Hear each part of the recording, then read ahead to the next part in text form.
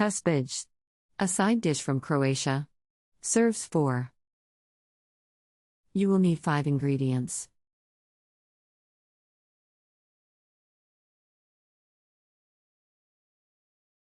Step 1. Select 1 firm head green cabbage and 1 green pepper. Cut cabbage into large cubes.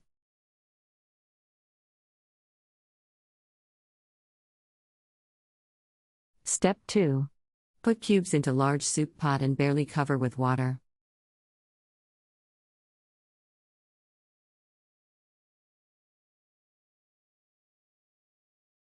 Step 3. Have the green pepper and put on top of cabbage. Salt to taste, boil until tender.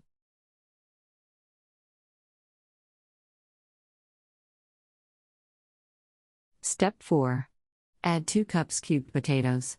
Cook until potatoes are tender.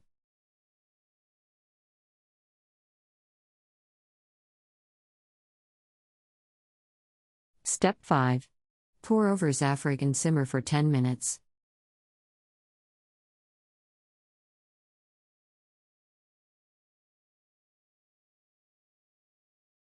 Country Reports, Culture, Countries, Travel.